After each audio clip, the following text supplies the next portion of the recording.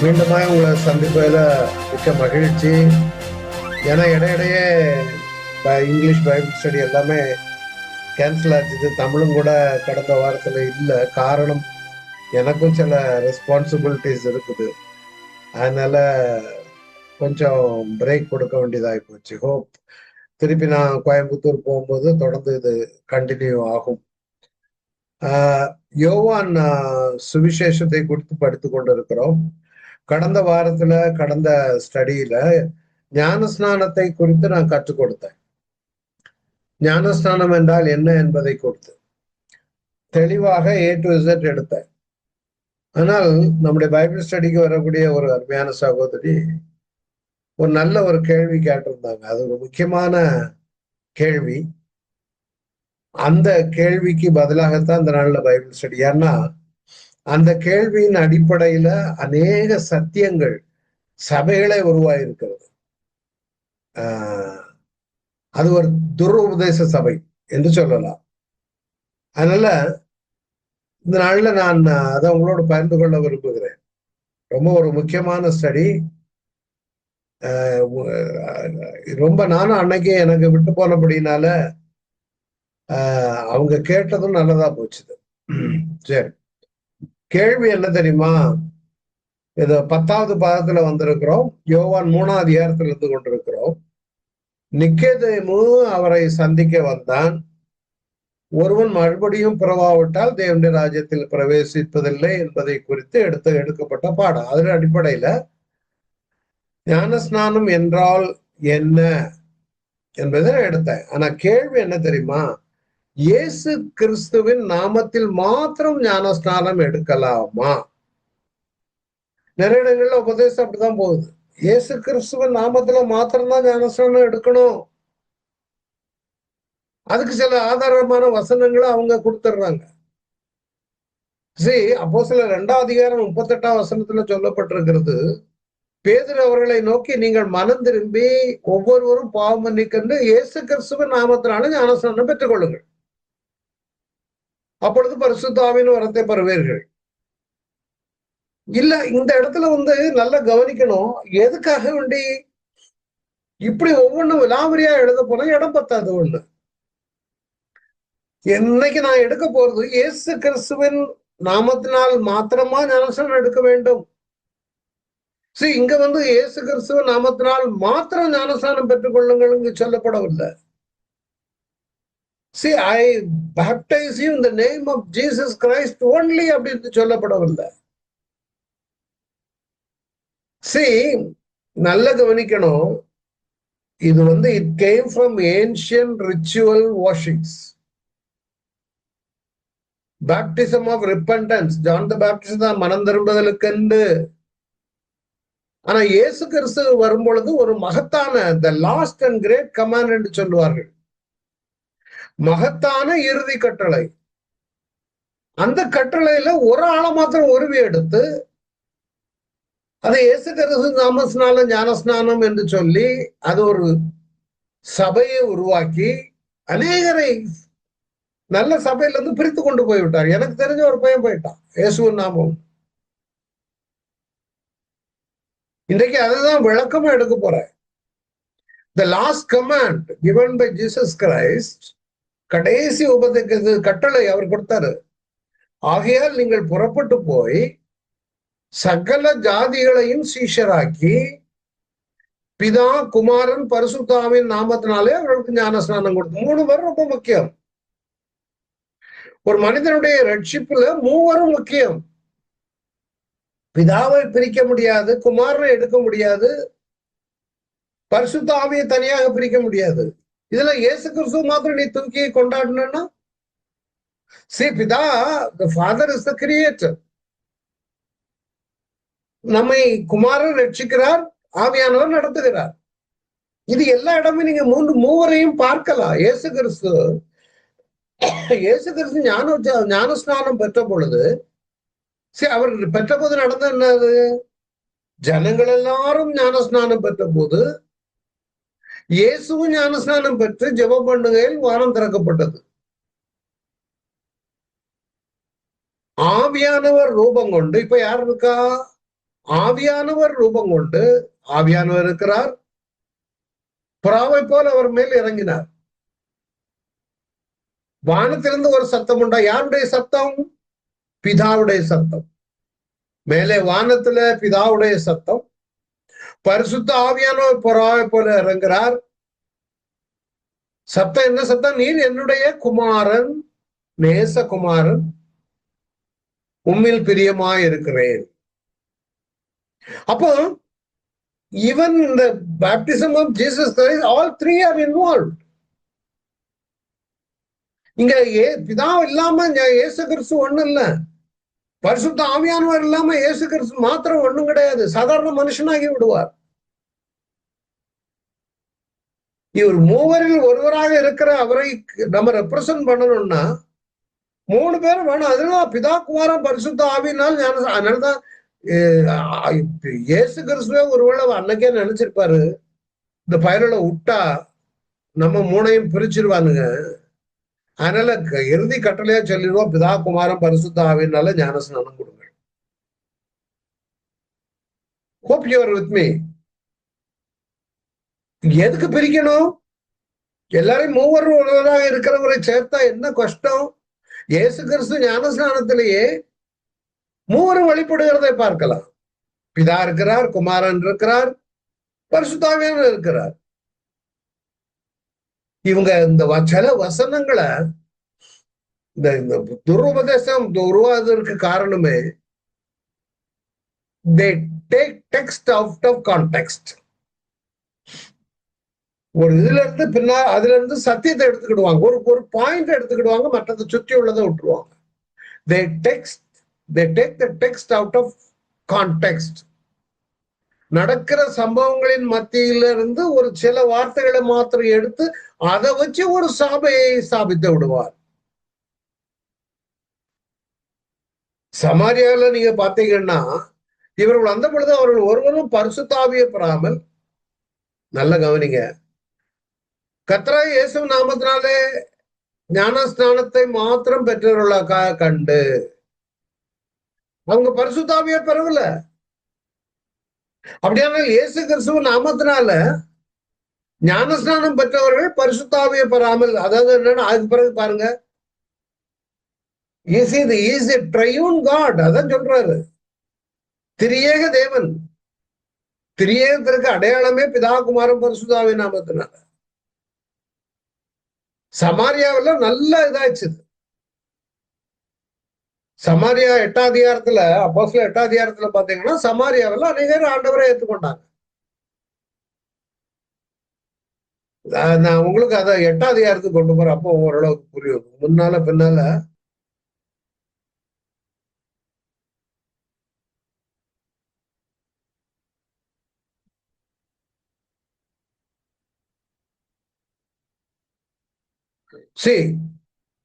சமாரியர்கள் தேவ வசனத்தை ஏற்றுக்கொண்டதை எருசலேமில் உள்ள அப்போஸ்தலர்கள் கேள்விப்பட்டு, நான் எதை வாசிக்கிறேன்னா 14ஆம் வசனம், பேதுருவையும் யோவானையும் அவரிடத்துக்கு அனுப்பினார்கள். இவர்கள் வந்த பொழுது அவர்களில் ஒருவரும் பரிசுத்த ஆவியை பெறாமல் கர்த்தராகிய இயேசு நாமத்தினாலே ஞானஸ்நானத்தை மாத்திரம் பெற்றவர்களாக கண்டு அவர்கள் பரிசுத்த ஆவியை பெற்றுக் கொள்ளும்படி அவர்களுக்காக ஜெபம் பண்ணி அவர்கள் மேல் கைகளை வைத்தார்கள். அப்பொழுது அவர்கள் பரிசுத்த ஆவி பெற்றார்கள். அப்போஸ்தலர்கள் தங்கள் கைகளை அவர்கள் மேல் வைத்ததினால் பரிசுத்த ஆவி தந்தரப்படுவதை சீமான் கண்டபோது வேற கதை. சோ இயேசு கிறிஸ்துவனால ஞானஸ்நானம் பெற்றாங்க, ஆனால் பரிசுத்த ஆவி இம்பார்ட்டன்ட். இதுல நீங்க அவரையும் இவரையும் பிரிக்க முடியாது. ஏன்னா நிறைய இந்த துருபதேச சபைகளுக்கு காரணம் இதுதான். இந்த வசனங்களை வச்சு நீங்க பெரிய ஆர்குமெண்ட்டுக்கு போகணும், ஆனா நீங்க தெரிந்திருப்பது நல்லது. சோ அவர்கள் பரிசுத்த ஆவியை பெற்றுக்கொள்ளும்படி அவர்களுக்காக ஜெபம் பண்ணி அவர் மேல் கை வைத்த அப்பொழுது அவர்கள் பரிசுத்த ஆவியை பெற்றார்கள். சோ அப்ப இந்த பரிசுத்த ஆவியும் இயேசு கிறிஸ்துவும், ஏன்னா பிதாவும் ரொம்ப முக்கியம். ஆனா என்ன, ஞானஸ்நானம் கொடுக்கும்போது இப்போ அப்போஸ்தலர் 19 பாருங்க, அப்பொழுது பவுல் யோவான் தனக்கு பின் வருவராய் கிறிஸ்து இயேசுவில் விசுவாசிகளாய் இருக்க வேண்டும் என்று ஜனங்களுக்கு சொல்லி மனம் திரும்புதலுக்கு ஏற்ற ஞானஸ்நானத்தை கொடுத்தானே என்றார். அதை கேட்ட போது அவர்கள் கர்த்தராக இயேசுவின் நாமத்தினாலே ஞானஸ்நானம் பெற்றார். அப்போ இதுல என்ன விஷயம்டா, பிதா குமாரன் பரிசுத்தாவி இல்லாம ஒரு ஆளை நீங்க வெளியே எடுத்தாலுமே அந்த ஞான ஸ்நானத்துக்கு அர்த்தம் இல்லை. இதுல இயேசுவ நாமத்தினால ஞானஸ்நானம் பெற்றார்கள். இதை பிடிச்சுக்கிட்டானுங்க, இதை பிடிச்சிட்டு தான் கொண்டாடுறது. ஆனா உண்மையிலேயே ஆண்டவர் அப்படி இல்லை. மூவரில் ஒருவராக இருப்பவர். முதலே நம்ம பரிசேன்ட்ட சொன்னாரு நிக்கதேமுகிட்ட, ஒருவன் மறுபடியும் பிறவாவிட்டால் தேவனுடைய ராஜ்யம் பிரவேசிப்பதில்லை. தேவனுடைய ராஜ்யம்னா எது? பிதாவுடைய ராஜ்யம். மறுபடி பிறகுதுன்னா என்னது? இயேசுவை சொந்த ரட்சகராக ஏற்றுக்கொள்வது. அப்ப பரிசுத்தாவியானபடி அவர் உங்களோடு கூட இருந்து உங்களோடு நடத்துவார். He will be with you and within you. உனக்குள்ளாய் வாசம் பண்ணி சகல சத்தியத்திற்குள்ளும் நடத்துவார். அவர் பாவத்தை குறித்து, நீதியை குறித்து, நியாயத்தீர்ப்பை குறித்து கண்டித்தோடு. இந்த மூணுமே வேணும். இப்ப இயேசு நாமத்தினால ஞானஸ்நானம் எடுத்தோம்னு சொல்லலாம். பரிசுத்தாவியான எனக்கு வேண்டாம், இயேசு நாமத்தினால எடுத்தேன். If you separate Jesus out of Trinity, he is just a normal human being. You cannot.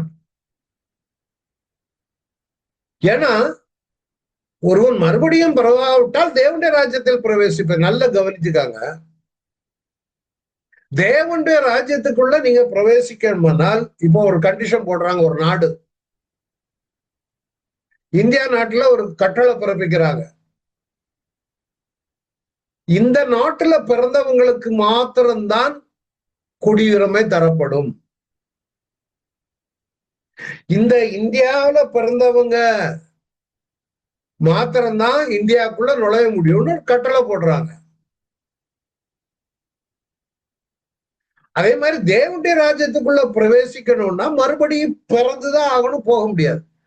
ஒருவேளை நீ சொல்லலாம், இந்திய தேசத்துல பிறந்திருக்கேன், எனக்கு ஹிந்தி தெரியும், தமிழ் தெரியும், இந்திய கலாச்சாரத்தை பின்பற்றிருக்கிறேன். நீங்க அந்த ஃபார்ம்ல ஃபில்அப் பண்றீங்க. இந்தியாவில் உள்ள சினிமா பாக்குறேன், சினிமா பாட்டை கேட்கிறேன், இந்திய கலாச்சாரம், இந்திய ட்ரெஸ் எல்லாம் போடுறீங்க. எல்லாத்துக்கும் எஸ்எஸ்ன்னு போட்டுட்டு R you born in India, இந்தியாவில பிறந்திருக்கிறாயா? இல்லைன்னா உனக்கு இந்தியா கிடையாது. அதே மாதிரி கிறிஸ்தவன் சொல்லலாம், இல்ல நான் சர்ச்சுக்கு ரெகுலரா போறேன், பைபிள் ரெகுலரா வாசிக்கிறேன், நான் ஞானஸ்நானம் கூட எடுத்துட்டேன், தெளிப்பு எடுத்தேன், மூழ்கி எடுத்தேன். கடைசி ஒரு கேள்வி, are you born of God? நீ மறுபடியும் பிறந்திருக்கிறாயா? Are you save? Many people do not know the answer to this question. என் கிராண்ட் சில்ட்ரன்ட்ட நான் டீச் பண்ணும்போது, அந்த பிள்ளைகள் நல்ல பிள்ளைங்க, கடவுளுக்குள்ள இருக்கிறாங்க, எல்லாம் ஒண்ணுதான். ஆனா என் பிள்ளைகள் அதுகள்கிட்ட கேட்பேன். நேற்று கூட பேசிக்கிட்டு இருந்தார் இன்னொரு கிராண்ட் சைல்டு. முதல்ல ஒரு கிராண்ட் சைல்டு அபுதாபியில பேசினா, அதையே இங்க பேசினேன். கொஞ்ச நேரம் பேசிட்டு வந்தா, I am Christian, I am Christian, I am sure தாத்தா. அப்புறம் நான் கேட்டேன், எல்லாம் இருக்கட்டும் மக்களே, tell me one answer frankly, R you born again? நீ ரட்சிக்கப்பட்டிருக்கிறாய். அப்ப ரட்சிக்கப்பட்டவனுமானால் எங்க போனோம்? பரலோகம் போனோம். பரலோகத்துல யாரு? எங்க பிதா இருக்கிறாரு. அப்ப ரட்சிக்கப்படணுமானா என்ன செய்யணும்? பாவத்துக்கு மறிச்சு நீதிக்கு பிழைச்சிருக்கணும். அங்க இயேசுடைய வேலை நடக்குது. இப்ப உன்னுடைய டெஸ்டினேஷன் எங்க? பரலோகம் போகணும். நீ அவரை விட்டுட்டு ஞானஸ்நானம் எடுத்தன்னா, I do not know you. அவர் கட்டளை தெளிவா கொடுத்திருக்காரு. ஆனா ஏன் இந்த இடங்கள்ல எல்லாம் போட்டிருக்குன்னா, அப்படி ஒவ்வொன்னா விலாவரியா இந்த மாதிரி கேள்வி வரும்னு இயேசுவுக்கு வந்த ஞானம் இந்த பவுலுக்கு வாழ்க்கெல்லாம் ஒருவேளை அதை இப்படியெல்லாம் புடிச்சு சபை ஆரம்பிப்பாங்கன்னு நினைச்சிருக்க மாட்டாங்க. யோவான் ஞானஸ்நானம் அதோட விட்டுருக்கலாமே அப்படின்னா, மெயினா என்னன்னா, இந்த central part is the death and resurrection of Christ. அதை விட்டுறக்கூடாது. பரிசுத்த ஆவியானவர் விட்டாலும் கூட கேள்வி இல்லை, பிதாவை விட்டாலும் பிரச்சனை இல்லை, இயேசு விடக்கூடாது. அப்போ இந்த மூவரில் ஒருவராக இருக்கிற இயேசுடைய ஒர்க்கு தான் நம்மை மீட்டு எடுத்திருக்கிறது. குமாரன் மூலமாய் நமக்கு திருவுளம் பற்றின பிதா என்ன பண்ணாரு? பூர்வ காலங்களில் பங்கு பகாவும் வகை வகையாகவும் தீர்க்கதரிசிகள் மூலமாய் பிதாவுக்கு திருவுளம் பற்றினார். எங்க? பழைய ஏற்பாட்டுல. ஆனா இந்த கடைசி நாட்களில் குமாரன் மூலமா நமக்கு திருவுளம் பற்றினார். அப்படின்னா குமாரன் மூலமா நம்மோடு பேசினார். அப்ப குமாரன் மூலமாய் நம்மோடு பேசினார்னா இஸ் எ மீடியேட்டர். குமாரன் மூலமாய் நமக்கு திருவுளம் பற்றினார். என் மகன் மூலம் ஒன்று நான் பேசுறேன் அப்படின்னார். இவரை சர்வத்துக்கும் சுதந்திரவாளியாக நியமித்தார். இவரை கொண்டு உலகங்களை உண்டாக்கினார். அப்போ உலகங்களை உண்டாக்குவதற்கு இவரை கொண்டு உலகங்களை உண்டாக்குன பிதாவை தூரம் எடுத்துட்டு இயேசு மாத்திரம் எனக்கு போதும்னு நீ பிடிச்சா பிதா அதுல சந்தோஷப்படுவாரா? அதனால அந்த கடைசி நாட்கள் குமாரன் மூலம், ஏன்னா அந்த பூமியில குமாரன் மூலமாய் திருவிழம் பற்றினார். அவர் யாரு? பிதாவருடைய அவருடைய மகிமையும் பிரகாசமும். எபிரேயர் 13:1-3 தன்மையின் சொரூபமாய் இருந்து சர்வத்தையும் தம்முடைய வல்லமையுள்ள வசனத்தினாலே தாங்குறவராய் தாமே நம்முடைய பாவங்களை நீக்கி சுத்திகரிப்போன்ற பண்ணி உன்னதத்தில் உள்ள மகத்துவனுடைய வலது பாரசத்தில் உட்கார்ந்தார். வலது பாரசத்துல உட்கார்ந்து இருக்கிறவரை மாத்திரம் தூக்கி எடுத்து நீ ஞானஸ்நானம் கொடுத்தன்னா மெயின் இடத்துல இருக்கிற பிதாவாகிய தேவனை நீ கனம் பண்ணலையே. திருப்பியும் சொல்றேன், மறுபடியும் பிறவாட்டு. If you are not born of God you may be. அதான் நான் சொன்னேன், ஒரு ஊர்ல ஒரு நாட்டுக்கு சிட்டிசனா மாறணுமானா அந்த நாட்டில தான் பிறந்திருக்கணும். நீங்க அந்த தேவ ராஜ்யத்தின் சிட்டிசனா நீ மாறணுமானா நீ மறுபடியும் திரும்ப பிறந்திருக்கணும். நீ இந்த உலகத்துல பிறந்த பிறப்பு உனக்கு சர்டிபிகேட் கிடையாது. You should carry a born again certificate. அதனாலதான் யோவான் 3ஆம் அதிகாரம் குமாரனை அனுப்பி பிதா எதுன்னு சொல்லி அனுப்புறாரு. தம்முடைய ஒரே பேரான குமாரனை விசுவாசிக்கிறவன் எவனோ அவன் கெட்டு போகாமல் நித்திய ஜீவனை அடையும்படிக்கு அவரை தந்தரளி உலகத்தில் அன்பு கூர்ந்தார். கொடுத்த ஆளை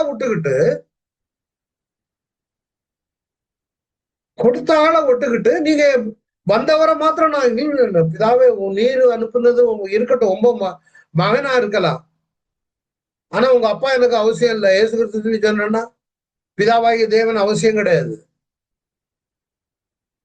அவருக்கு எவ்வளவு ஆனர் பண்ணார் தம்முடைய பிதாவை. நானும் பிதாவும் ஒன்றா இருக்கிறோம். என்ன எவ்வளவு இடங்கள்ல சொல்லியிருக்கிறது. பின்ன எப்படியாக இயேசு கிறிஸ்து நாமத்தை மாத்திரம் தொட்டி புடிச்சுக்கிட்டு இருக்கிறாய்? நமக்கு அவரை கொடுத்தாரு.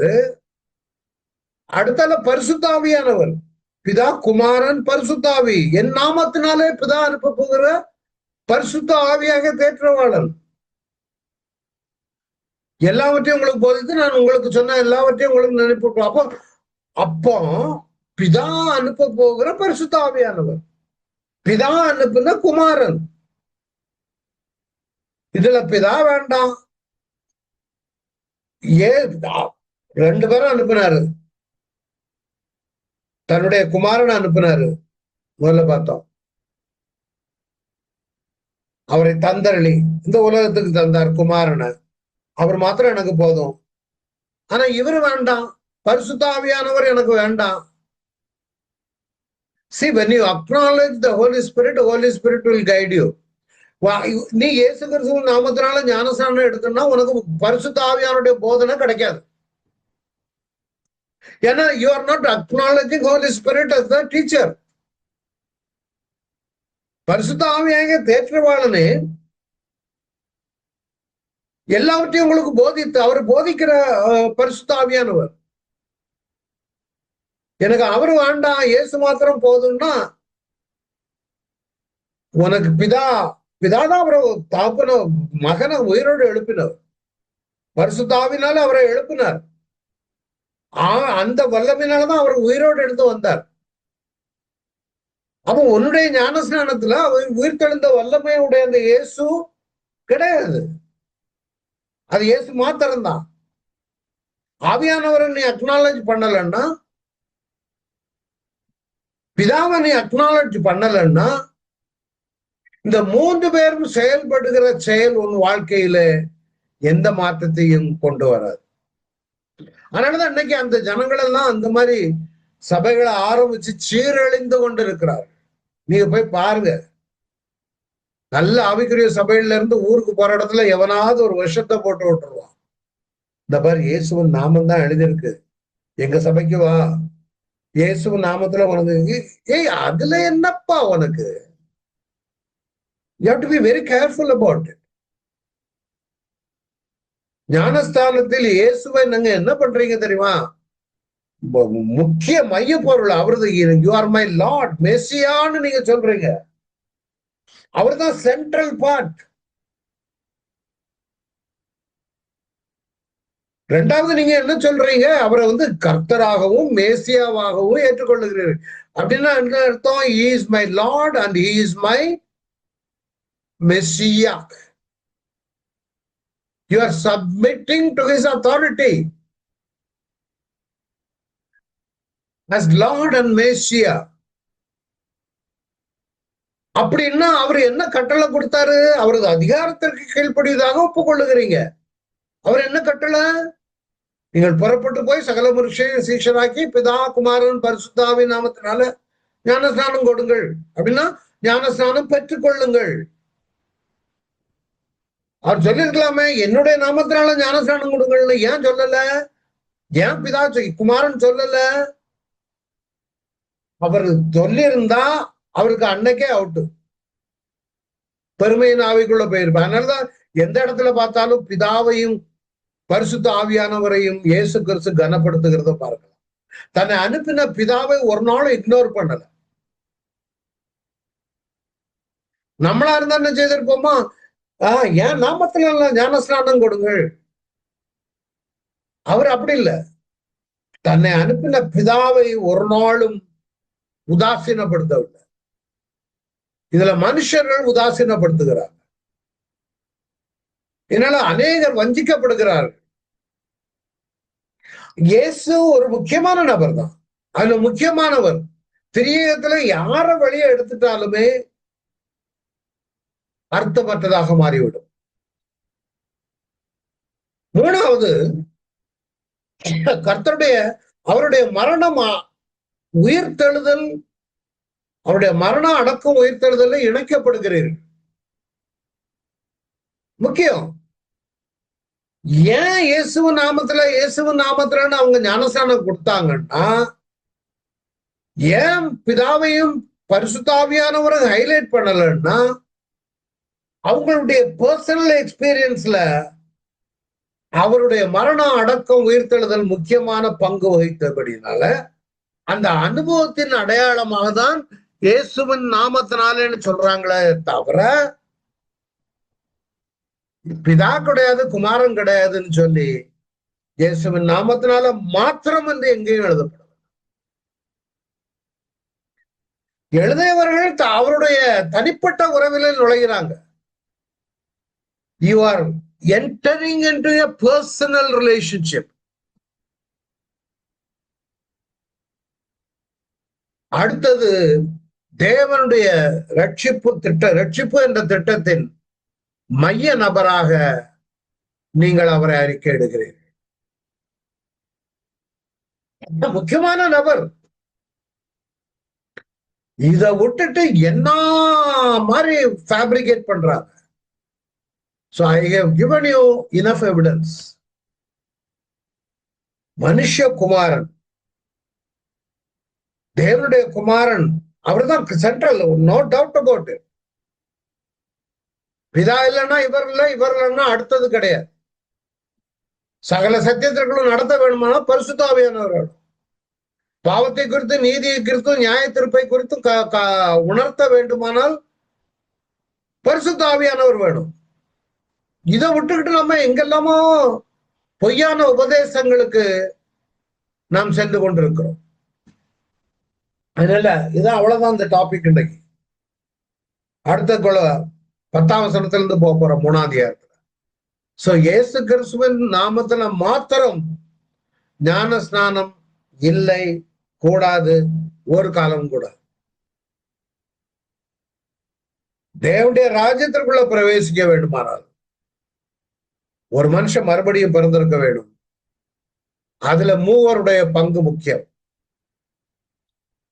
ஏன்னா தேவனுடைய ராஜ்யத்துக்கு நீ போற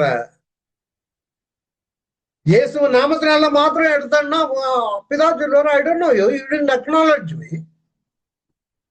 நீ என்ன அறிக்கை இடல. ஏன்னா ஞானஸ்நானத்துல கேட்பாங்க, பிதாகுமாரன் பரிசுத்தாவின் நாமத்தினாலன்னு உனக்கு ஞானஸ்நானம் கொடுக்கும் பொழுது you are acknowledging that Father is the creator and Jesus is the only begotten Son. And Holy Spirit is an ambassador. He talks, he teaches, he guides us. இந்த மூவருக்கு முக்கியத்துவம் கொடுக்கலன்னா, நான் நிறைய பேரை பார்த்திருக்கிறேன், இயேசுவ நாமத்தினால்னு போய் அல்லோகலப்பட்டு கொண்டிருக்கிறார். நம்மள யாரும் இந்த பைபிள் ஸ்டடிக்கு வந்து கொண்டிருக்கிற யாரும் அப்படியான ஒரு நிலைக்கு வந்து விடக்கூடாது. நிறைய பேர் வந்திருக்கீங்க, எனக்கு சந்தோஷம். சரி, அடுத்தது உயர்த்தப்பட்ட மனுஷகுமாரன். பரிசேயன் நிக்கதேமுகிட்ட கேட்டார், இயேசு அவரை நோக்கி, இஸ்ரவேலின் போதகனாயிருந்தே இவளை அறியாமல் இருக்கிறாயா? மறுபடியும் பிறக்கதை பற்றி பேச்சு வருது. மெய்யாகவே மெய்யாகவே நான் உனக்கு சொல்லுகிறேன், நாங்கள் அறிந்திருக்கிறதை சொல்லி நாங்கள் கண்டதை குறித்து சாட்சி கொடுக்கிறோம், நீங்களோ எங்கள் சாட்சியை ஏற்றுக்கொள்ளுகிறதில்லை சொல்றாரு இயேசு கிறிஸ்து. அடுத்தாலும் சொல்றாரு, பூமிக்கு அடுத்த காரியங்களை நான் உங்களுக்கு சொல்லி நீங்கள் விசுவாசிக்கவில்லையே, பரம காரியங்களை உங்களுக்கு சொல்வேனானால் எப்படி விசுவாசிப்பீர்கள்? See, Nicodemus ஜென்ம சுவாப மனுஷத்துல இருக்க ஜென்ம சுவாபத்தை உடைய ஒரு மனிதன். அப்படின்னா என்ன அர்த்தம்னா, இந்த நிக்கதேமு ஒரு பரிசேயன், வேதத்தை போதிக்கிறவன், நல்ல விஸ்டம் அறிவுடையவன். எப்படி அறிவு? நிறைய வேதங்களை வாசித்து ரபிமார்கள் கையில இருந்து படிச்சு எல்லா வேதத்தை கற்று தேர்ந்து தான் வந்திருக்கிறாரு. ஆனா ஞானம் கிடையாது. ஞானம் ஆவியான தேவனிடத்திலிருந்து வருவது. அவர் யார்ட்ட? அவரு நிக்கதேமு ஒரு பெரிய master. He is a master of rules and Jewish regulations. He is very well versed with Jewish religion. எல்லாம் தெரியும். ஆனா அவருக்கு பரம காரியங்களை பற்றி தெரியாது. அதுக்கு என்னன்னா, ஆவியானவருடைய துணை வேணும். இங்க அவருக்கு பிதாவை தெரியுமே தவிர இயேசுவை தெரியாது, பரிசுத்த ஆவியானவரை தெரியாது. யூதன்.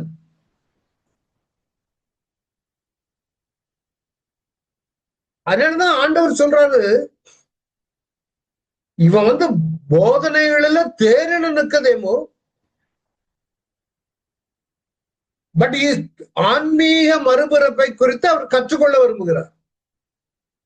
அப்பதான் இயேசு சொல்றாரு, இடே பூமியில் உள்ள காரியமே உனக்கு இன்னும் சரியா புரியல,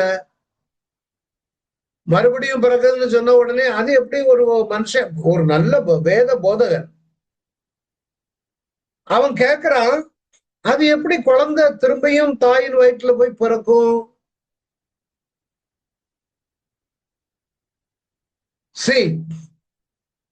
முதல்ல நம்முடைய வாழ்க்கையில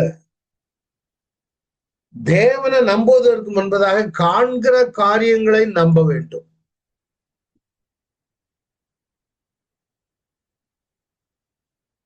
ஹெவன்லி இதை நீங்க சால்வ் சிலவங்க பரலோக காரியங்களை குறிச்சு they try to solve it. உலகத்துல ஒரு சின்ன இதே உனக்கு ஒழுங்கா தெரியாது. உலகத்தில் உள்ள காரியங்கள் உனக்கு ஒன்றுமே தெரியாது. பரம காரியம் உனக்கு எப்படி தெரியும்? நிறைய பேர் பெரிய யோக்கிய மாதிரி பரம காரியங்களை குறித்து பேசுவார்கள். ஆனானப்பட்ட நிக்கதேமுக்கே பரம காரியங்களை குறித்து தெரியவில்லை.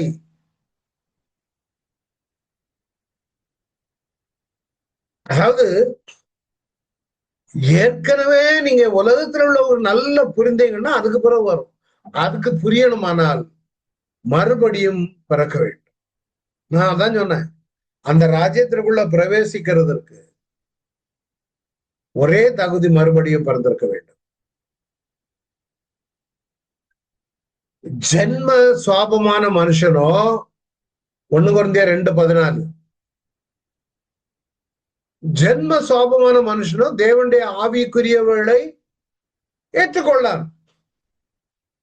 ஜென்ம சுவாபம் நிறைய படிச்சிருப்பாங்க. நான் உங்களுக்கு சொல்லியிருக்கேன்னு எனக்கு ஒரு நல்ல doctor neurologist, the best neurologist, நல்லவங்க, ரொம்ப நல்லவங்க, இன்னைக்கு எனக்கு தொடர்புல இருக்காங்க. ஆனா அந்த அம்மா அவ்வளவு ஞானம், அவ்வளவு ஒரு டயக்னோசிஸ் பண்ணாங்கன்னா பெர்ஃபெக்டா இருக்கும். ஆனா ஒரு தடவை வெக்கேஷன் போயிட்டு வந்து சொல்றாங்க, இளங்கோ ഞങ്ങള് ஒரு க்ஷேத்திரத்துல போய் we went to a temple, ஒரு கோயிலுக்கு போனோம்.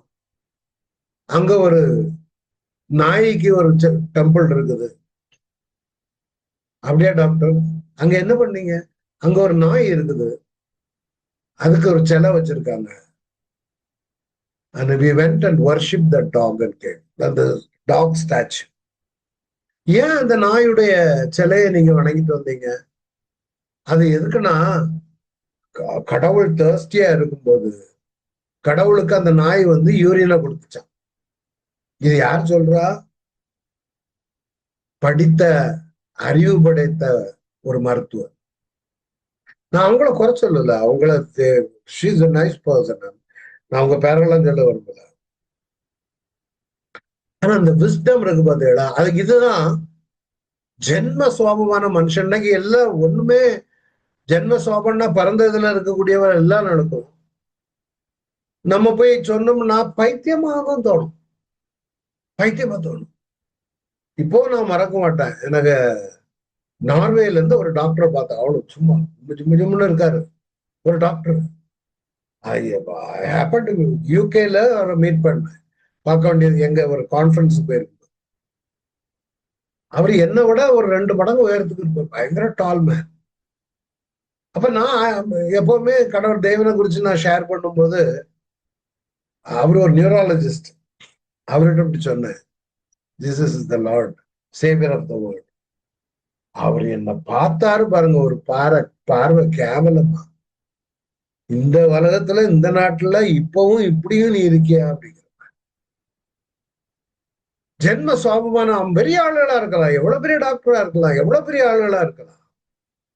அவனுக்குள்ளாக ஜென்ம சுவாபம் இருக்கும் பொழுது ஆவிக்குரியவளை ஏற்றுக்கொள்ளார், அவனுக்கு அது பைத்தியமாக தோன்றும்.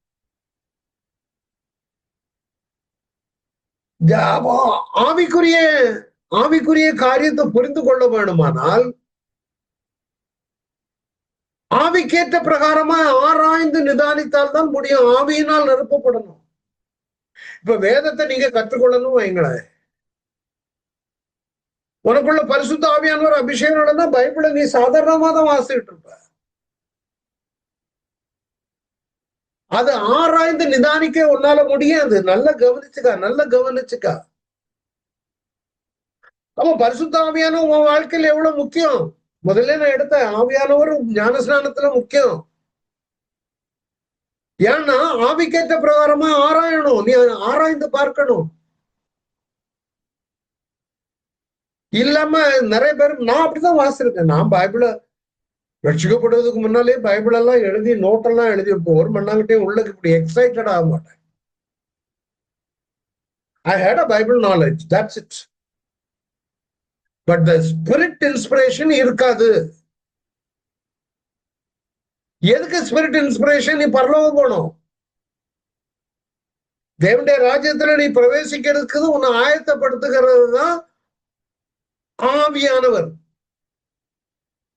நீ ஆராய்ந்து நிதானிக்க வேண்டுமானால் ஆவிக்கேற்ற பிரகாரமாய் ஆராய்ந்து நிதானிக்கப்படுகிறவர்களானதால்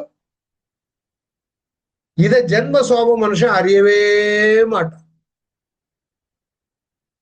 இந்த ஜென்ம சோபத்தை வச்சுட்டு யார்கிட்டையும் போய் ஆர்கியூ பண்ணாத. உங்ககிட்ட யாரும் வந்து ஜென்ம சோபக்காரன் வந்து மோதுவாருங்க.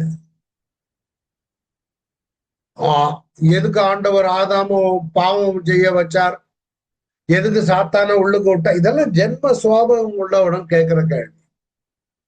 ஆவியினால் நிரப்பப்பட்டவனுக்கு தான் தெரியும். ஆவியானவரால் நிரப்பப்பட்டவன் தான் வேதத்தை, தேவ வாக்கியங்கள் எல்லாம் தேவ ஆவியானவரால், வேத வாக்கியங்கள் எல்லாம் தேவ ஆவியானவரால் எழுதப்பட்டிருக்கு. உன் கேரக்டர் மாறணும், உன் வாழ்க்கையில மாற்றம் ஏற்படணும்னா அது ஆவியானவர் உனக்கு கத்து தந்தாதான் முடியும். அதுதான் அவன்கிட்ட சொல்றான், நீ உனக்கு எப்படிடா புரியும்? நீ பெரிய படித்த நிக்கதேமுக்கே புரியலன்னா பூலோகத்துல வாழுகிற நமக்கு என்னையா புரியும்? தெளிவா திமோத்தி 2 திமோத்தில 3 சொல்லிருக்கு, வேத வாக்கியங்கள் எல்லாம் தேவ ஆவியானவரால் எழுதப்பட்டிருக்கிறது. அவைகள் சீர்திருத்தம் படிப்பிக்கும் எந்த நற்கிரியும் செய்ய தகுதியுள்ளவனாய் மாற்றும். எப்போ? பரிசுத்த ஆவியானவரால் நீ நிரம்பி இருந்தால் உனக்கு வயதத்துக்கு நேராக என்ன கொண்டு நடத்துவார். இப்ப நான் அந்த பைபிள் ஸ்டடி ப்ரிப்பேர் பண்றது, ஆனா எனக்கு ஆவியானவர் நடத்துக்கிறேன். நான் இப்ப உங்ககிட்ட பேசிக்கிட்டு இருக்கிற காரியங்கள் தான் ஆவியானவர் எனக்கு அப்பப்போ வந்துகிட்டு இருக்கிறது. இதெல்லாம் ப்ரிப்பரேஷன் வேற. ஆனா இந்த விளக்கங்கள் எல்லாம் உங்ககிட்ட நான் பேசிட்டு இருக்கும் பொழுது இந்த விளக்கத்திற்குரிய இவைகள் எல்லாம் வந்து கொண்டிருக்கிறது. சோ அப்போ பூமிக்கு அடுத்த காரியங்களை நீங்க சொல்லியும் நீங்கள் விசுவாசிக்கவில்லை, பரம காரியம் உங்களுக்கு சொல்வதனால எப்படி விசுவாசி? அடுத்தால சொல்றாரு, பரலோகத்திலிருந்து இறங்கினவரும், எது பரலோகத்துக்கு நாம் போறோமே, அங்கிருந்து வந்த இயேசு, பரலோகத்திலிருந்து இறங்கினவரும் பரலோகத்தில் இருக்கிறவருமான மனுஷகுமாரனை அல்லாமல் பரலோகத்துக்கு ஏறணும் வருவனும் இல்லை. இப்ப புரியுதா? வானத்துக்கு ஏறி இறங்கினவர் யார்? பரலோகத்திலிருந்து இறங்கினவர் இயேசு கிறிஸ்து. அனுப்பினது யார்? பிதாவாகிய தேவன். திருப்பி அவரை உயிரோடு எழுப்பினது யார்? பிதாவாகிய தேவன், பரிசுத்தாவின் வல்லமையினால. ஆகினா அவர் பரலோகத்தில் இருக்கிறார், பிதாவின் வலது பரிசுத்தில் வீற்றிருக்கிறார். மனுஷகுமாரனே பரலோகத்தில் இருக்கிறமான மனுஷகுமாரனை அல்லாமல் பரலோகத்துக்கு ஏறினவன் ஒருவனும் இல்லை. இதனால ஞாபகம் வைக்கணும். ஏன்னா பரலோக காரியங்களை அறியணுமானால் பரலோகத்திலிருந்து இறங்கி வந்த இயேசுவை சுந்தரட்சரா ஏற்றுக்கணும். பரலோக காரியங்களை அறிய வேண்டுமானால் பரலோகத்துல பிதாவின் வலது பார்சத்துல வீற்றிருக்கிறவரை ஏற்றுக்கொள்ள வேண்டும். அதனாலதான் சங்கீதத்துல சொல்லப்பட்டிருக்கிறது. சங்கீதம் நீதிமொழிகள் 30:4 வானத்துக்கு ஏறி இறங்கினவர் யார்? மனுஷன் கிடையாது. காற்றை தமது கைப்பிடிகளில் அடக்கினவர் யார்? தண்ணீர்களை வஸ்திரத்தில் கட்டினவர் யார்? பூமியின் எல்லைகளை எல்லாம் ஸ்தாபித்தவர் யார்? அவருடைய நாமம் என்ன?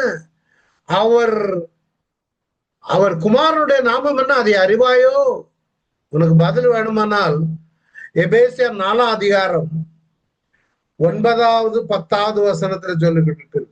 கேள்வி, who has ascended to heaven and come down? பரலோகத்துக்கு ஏறி இறங்கினவர் 2 இருக்குது. அதுல இங்கிலீஷ்ல பாத்தீங்கன்னா who has ascended, ஏறினவன், and descended and have come down.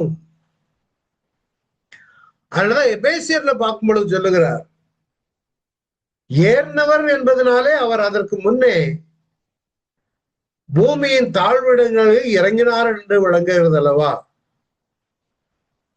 இறங்கினவரே எல்லாவற்றையும் நிரப்பத்தக்கதாக எல்லாவற்றுக்கும் மேலாக உன்னதத்திற்கு ஏறினவருமா இருக்கிறார்.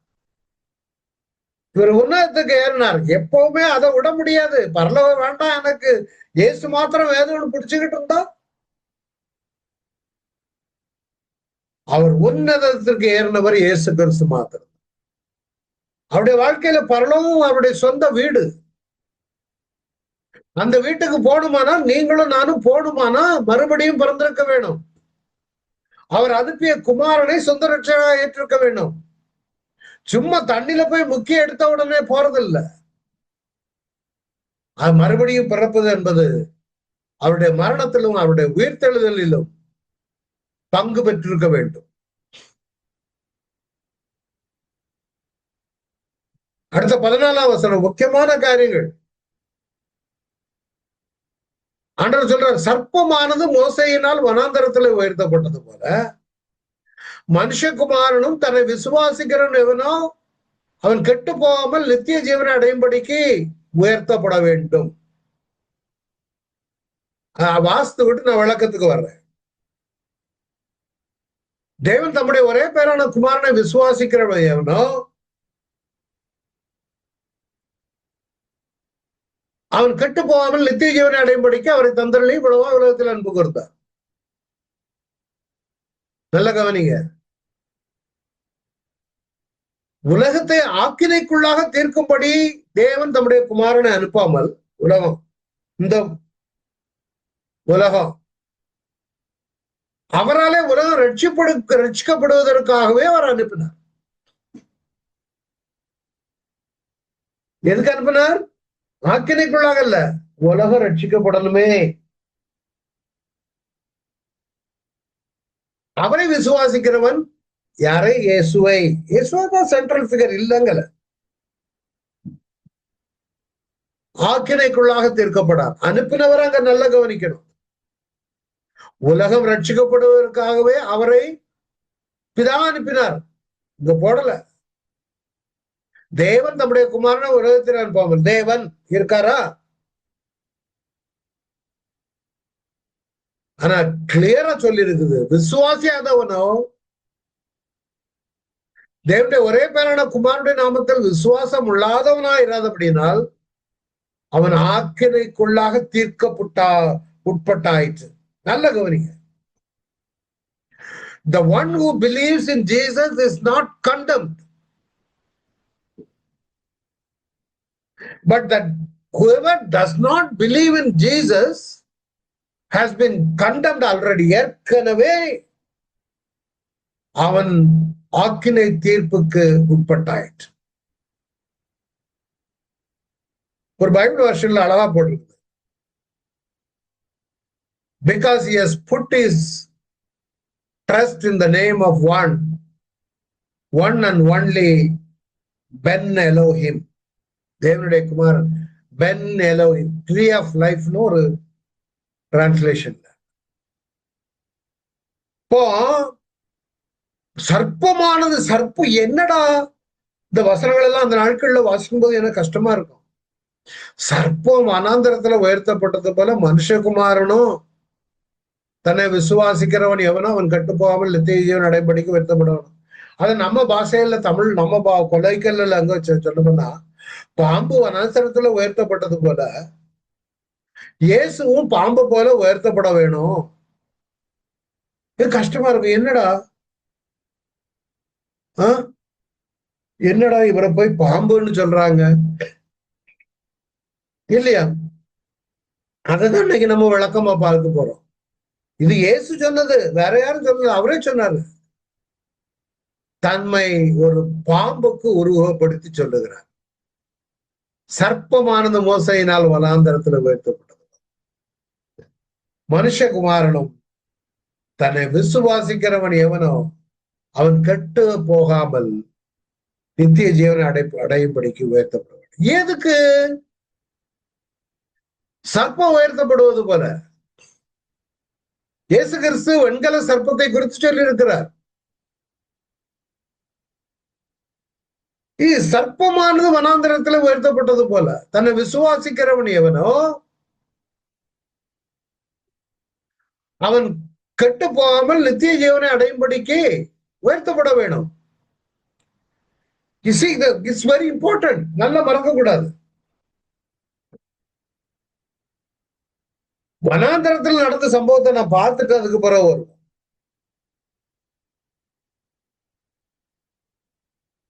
ஆண்டவர் சொல்றார் 16 தேவன் தம்முடைய ஒரே பேரான குமாரன் விசுவாசிக்க வேணும், அவன் கெட்டு போகாமல் நித்திய ஜீவனை அடையும்படிக்கு தந்தரளி உலகாய் உலகத்தில் அன்பு கூர்ந்தார்.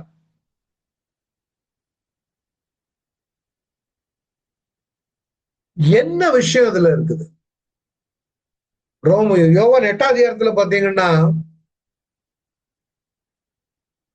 அதனால் இயேசு அவர்களை நோக்கி, நீங்கள் மனுஷகுமாரனை உயர்த்தின பின்பு எங்க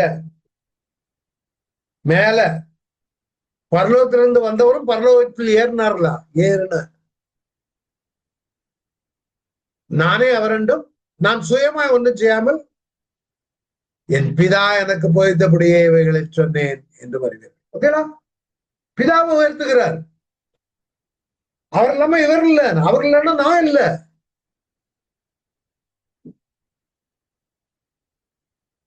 நானே அவர் என்றும் அப்படின்னு அர்த்தம், நானே மேசியா என்பதை அறிந்து கொள்வீர்கள். ஆனா ஏன் வெண்கல சர்ப்பத்திற்கு கொண்டதான்? அதாவது நான் பூமியிலிருந்து உயர்த்தப்பட்டிருக்கும் போது எல்லாரையும் என்னிடத்தில் எடுத்துக் கொள்வேன். அடுத்தது வெண்கல சர்ப்பம் அவர் உயர்த்தப்பட்டிருக்க வேண்டும். அதான் எல்லாரையும் எடுத்துக் கொள்ளுவேன். காரணம் தான் இன்ன விதமாய் மறிக்க போகிறேன் என்பதை குறிக்கும்படி இப்படி சொன்னார். அவருடைய மரணத்தை அங்கு குறித்து சொல்லுகிறார். ஜனங்கள் அவரை நோக்கி கிறிஸ்து என்றைக்கு இருக்கிறோம் என்று வேதத்தை சொல்லியதை நாங்கள் கேட்டிருக்கிறோம். அப்படி இருக்க மனுஷகுமாரன் உயர்த்தப்பட வேண்டியது என்று எப்படி சொல்லுகிறேன்? இந்த மனுஷகுமாரன் யார்? என்ன சொல்றாருன்னா, ஆண்டவர் இன்ன விதமாய் மறிக்க போகிறேன், சிலுவையில வெண்கல சர்ப்பத்தை போல தொங்க போகிறேன்.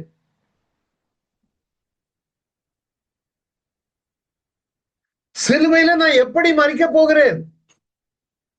வனாந்தரத்தில் சர்ப்பம் உயர்த்தப்பட்டது போல நானும் உயர்த்தப்பட வேணும். இப்போ வனாந்தர இதுக்கு வருவோம். 10 நிமிஷம் இருக்கு. இப்ப வனாந்தரத்துக்கு வந்து பாருங்க. வனாந்தரத்தில் வெண்கல சர்ப்பம். You see, God punished the people with a plague of snakes. என்னன்னா, என்னாகுமோ 21ஆம் அதிகாரத்துல பாத்தீங்கன்னா, ஜனங்கள் தேவனுக்கும் மோசைக்கு விரோதமாய் பேசி, நாங்கள் வனாந்தரத்திலே சாகும்படி நீங்கள் எங்களை எகிப்து தேசத்திலிருந்து வர பண்ணியது என்ன? இங்கே அப்பமும் இல்லை, தண்ணீரும் இல்லை, இந்த அற்பமான உணவு எங்கள் மனதுக்கு வெறுப்பா இருக்கிறது என்றார்கள். முறுமுறுக்க ஆரம்பிச்சுட்டாங்க. அப்பொழுது கர்த்தர் கொள்ளிவாய் சர்ப்பங்களை ஜனங்களுக்குள்ளே அனுப்பினார்.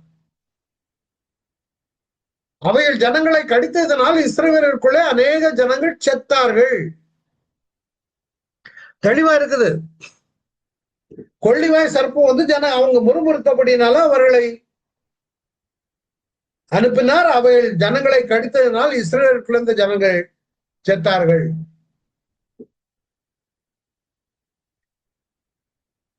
அந்த ஏன் செத்தாங்க? அந்த பாம்பு நிமித்தம் வந்த விஷம் அவர்களை சாகடித்தது. பாம்பிலிருந்து வந்த விஷம். அப்போ ஜனங்கள் மோச இடத்துல போய், நாங்கள் கர்த்தருக்கு உமக்கு விரோதமாய் பேசினதா பாவம் செய்தோம், சர்ப்பங்கள் எங்களை விட்டு நீங்கும்படி கர்த்தரை நோக்கி விண்ணப்பம் பண்ணுங்க. மோசே ஜனங்களுக்காக விண்ணப்பம் பண்ணினார். அப்பொழுது கர்த்தர் மோசையை நோக்கி, நீ ஒரு கொள்ளிவாய் சர்ப்பத்தின் உருவத்தை செய்து கம்பத்தில் தூக்கி வை, கடிக்கப்பட்டவன் எவனோ அதை நோக்கி பார்த்தால் பிழைப்பான் என்றார். ஏன் ஏன் அப்படி சொன்னார்? ஏன் அப்படி சொன்னார்? ஏன் வெண்கல சர்ப்பத்தை பார்க்கணும்? அது விஷம் எடுக்கப்பட்ட வெண்கல சர்ப்பம், அது தண்டனையை அனுபவித்த வெண்கல சர்ப்பம். அவர்கள் பாவம் செய்தார்களா, அதுக்கு தண்டனை. அது செத்த பாம்பு. நீங்களும் பார்க்கிறது மரித்து போன இயேசு. எதற்காக? உன்னுடைய பாவங்களுக்காக மரித்த இயேசு. அப்ப ஒரு செத்த பாம்பு தூக்கி தொங்க போட்டிருக்கலாமே. ஒரே நாள்ல அழுகி நாறிவிடும். இந்த வெண்கல சர்ப்பம் வேற கதை நிறைய இருக்குது. அப்ப அந்த வெண்கல சர்ப்பத்தை நோக்கி பார்ப்பதனுடைய அர்த்தம் என்ன? இது பின்னால வர்றேன், அதை பார்த்துட்டு அது விளக்கிட்டு வர்றேன். நெகுஸ்தான் அது அடுத்தது. கொள்ளிவாய் சர்ப்பத்தின் உருவத்தை செய்து அந்த கொள்ளிவாய் சர்ப்பத்திற்குரிய தண்டனை அனுபவித்து ஆகிவிட்டது, சாகடிக்கப்பட்ட விட்டு ஆகிவிட்டது. அது தலை நசுக்கப்பட்ட பாம்பு. ஆதியாகமம் 3:15 வாசிக்கிறோமே, அது வாசித்து விட்டு நான் சொல்றேன். ஆதியாகமம் 3:15.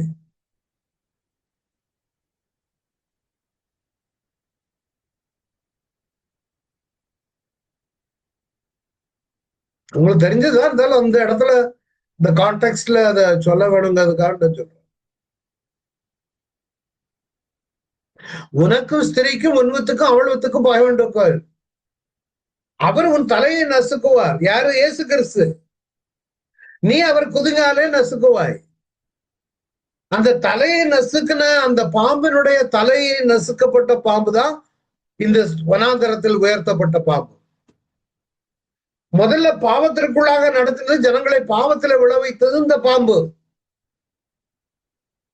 கீழ்ப்படியாமை கொண்டு வந்தது இந்த பாம்பு. இப்போ நீ பார்க்கிற அந்த வெண்கல சர்ப்பமானது,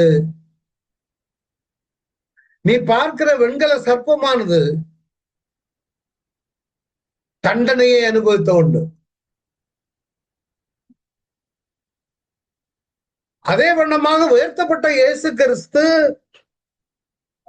சிலுவையில் அவர் நிற்கிறாருன்னா, தொங்குறாருன்னா, he took the punishment on him. எப்படி ஒரு சர்ப்பம், சாகடிக்கப்பட்ட சர்ப்பம், தண்டனையை அனுபவித்த சர்ப்பம், நியாய தீர்ப்பை, வெண்கலம் நியாய தீர்ப்பை குறிக்கிறது. இதை கொஞ்சம் தியானிச்சுட்டு வாங்க, இதோட நிற்க போறது இல்லை. அடுத்த வாரம் இதனுடைய கண்டினியூஷன் இருக்கும். வெண்கல சர்ப்பம், வெண்கலம்னா என்ன? தானியல்ல வெண்கலத்தை குறித்திருக்கிறது, ரெவலேஷன்ல வெண்கலத்தை குறித்திருக்கிறது. வேதாந்தத்துல கொஞ்சம் தியானிச்சுட்டு தான் வாங்கல. என் கூட நீங்களும் தியானிச்சுட்டு வாங்க. ஆனா ஒண்ணும் இன்டராக்ட் பண்ண முடியாது. ஏன்னா நான் 1/க்கு போவது காரணமே ஸ்டடியை கம்ப்ளீட் பண்ண முடியும். நல்ல ஞாபகம் வைத்துக் கொள்ளுங்கள். இதா குமாரன் பரிசுத்தாவி, அவங்க எப்படி மூவரும் ஒருவராய் ஆபரேட் பண்றாங்க. பரலோகத்திலிருந்து இறங்கினவரும் பரலோகத்திற்கு ஏறினவரும். என்ன விளக்கமா? நான் இதுக்கு மேல விளக்கமா எனக்கு எடுக்க முடியாது. எல்லாவற்றையும் விளக்கமா கொடுத்திருக்கிறேன். எல்லாரும் கூட அந்த நாள்ல இன்னும் நிறைய கற்றுக்கொள்ள ஆண்டவரே, இவருடைய பிரகாசமுள்ள மனக்கண்கள் எங்களுக்கு தாரும் என்று கூட ஜெபிக்கலாம். எல்லாரும் என் கூட சேர்ந்து ஜெபம் பண்ணுங்க. நீங்க ஜெபம் பண்ணீங்கன்னா உங்களுக்கு ஆண்டவர் நிறைய வெளிப்படுத்துவாருங்க. ஜெபம் பண்ணுங்க, ஜெபம் பண்ணுங்க, ஜெபம் பண்ணுங்க, ஜெபம் பண்ணுங்க. அல்லேலூயா. எங்களுக்கு வெளிப்படுத்துதலை தாருங்க. நீங்களே உங்களுக்கு தலையில கையை வைத்து வேதத்தின் ரகசியங்களை காண என் கண்களை திறந்தல்ல ஆண்டவரே. இந்த வெண்கல சர்ப்பத்தை குறித்து இன்னும் எனக்கு விளக்கங்களை தாருங்க. நோக்கி பார்த்தோம்னா அது உயர்த்தப்பட்டது போல மனுஷகுமாரன் உயர்த்தப்பட வேணும். அது தண்டனை அனுபவித்தது போல மனுஷகுமாரனும் தண்டனை அனுபவிக்க வேணும். நாம பார்க்கிற என்ன பிரச்சனைகளானாலும் அந்த மேல பாருங்க, அதை பாருங்க. உங்களுக்குள்ளாக உள்ள பாவம் என்ற விஷம் போய்விடும். உங்களுடைய பிரச்சனைகள் போய் உடனே அங்க நோக்கி பார்க்கும் பொழுது, அந்த சிலுவையை நோக்கி பார்க்கும் பொழுது உங்களுடைய வியாதிகளுக்கு அங்கேதான் பரிகாரம் இருக்கிறது. உங்களுடைய பிரச்சனைகளுக்கு பரிகாரம் அந்த வெண்கல சர்ப்பத்தை போல உயர்த்தப்பட்ட இடத்துலதான் இருக்கிறது. உங்களுடைய கேள்விகளுக்கு பதில் அங்கதான் இருக்கிறது. உங்களுடைய குடும்ப பிரச்சனைகளுக்கு பதில் அங்கதான் இருக்கிறது. ஓ ஹல்லேலூயா கத்தாரராபாய் ஷதரா. I bless all of them in the name of Jesus, Lord. எங்களோடு இந்த நாள்ல பேசினபடியால் நன்றி. வந்த ஒவ்வொருவரையும் ஆசீர்வதித்து அனுப்புகிறேன். இவருடைய தேவைகள் எல்லாவற்றையும் சந்திங்க. தொடர்ந்து உடைய நாமம் மகிமைப்படட்டும் ஐயா. பிள்ளைகளை ஆசீர்வதிங்க, குடும்பங்களை ஆசீர்வதிங்க. Thank you Lord. நீ எங்களோடு இடைப்பட்டபடியால் நன்றி. அடுத்த வாரம் வெண்கல சர்ப்பத்தை குறித்து இந்த விளக்கங்களை தரப்போறீங்க. ஆளுகை செய்யுங்க. அன்பை இயேசு மூலம் ஜெபிக்கிற எங்களால பிதாவே, ஆமென். என் ஆத்மாவே கர்த்தரை ஸ்தோத்திரி, என் முழு உள்ளமே பரிசுநாமத்தை ஸ்தோத்திரி, என் ஆத்மாவே கர்த்தரை ஸ்தோத்திரி. கர்த்தர் சகல உபகாரங்களை மறவாதே.